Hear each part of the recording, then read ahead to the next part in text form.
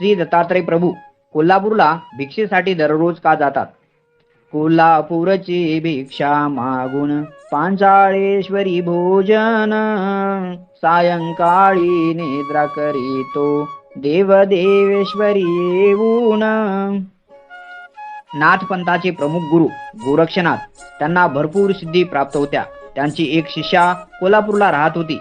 तिची भिक्षा गोरक्षनाथ प्रतिदिन स्वीकार करत असत.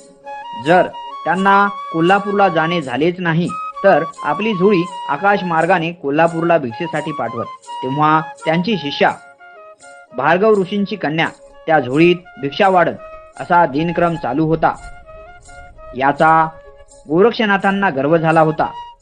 एके दिवशी श्री दत्तात्रय प्रभू मेरुळवाळ्या तळ्यावर ध्यानस्थ बसले होते आणि तेव्हाच आकाश मार्गाने गोरक्षनाथांची झोळी जात होती.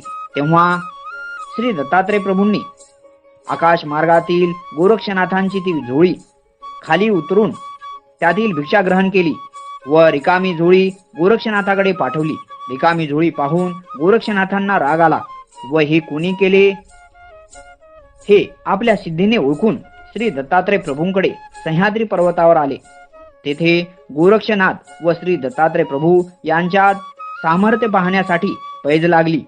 पैज म्हणजे गोरक्षनाथ म्हणतात की मी लपतो तेव्हा तुम्ही शोधून दाखवा. तेव्हा गोरक्षनाथ बेडूक होऊन त्या मेरुळवाळ्या तळ्यात लपतात. एका क्षणात श्री दत्तात्रय प्रभू त्यांच्या पायाला पकडून गोरक्षनाथांना बाहेर काढतात. आता श्री दत्तात्रय प्रभू पंचमहाभूतातील जल होतात व तळ्यात लपतात. पण गोरक्षनाथ त्यांना शोधतात, पण दत्तात्रय प्रभू त्यांना शोधून सुद्धा भेटत नाहीत. तेव्हा गोरक्षनाथ पूर्ण चराचर सृष्टी शोधून काढतात, तरीही त्यांना श्री दत्तात्रय प्रभू भेटत नाहीत. तेव्हा गोरक्षनाथांना समजले की हे साक्षात परमेश्वर अवतार आहे, हे आपल्यापेक्षा श्रेष्ठ आहेत. तेव्हा श्री दत्तात्रय प्रभूंना याचना करतात व दत्तात्रय प्रभू त्यांच्या समोर प्रकट होतात. गोरक्षनाथ दत्तात्रय प्रभूंना विनंती करतात की तुम्ही कोल्हापूरला माझ्यासोबत येऊन भार्गव कन्या शिष्येच्या भिक्षेचा स्वीकार करावा.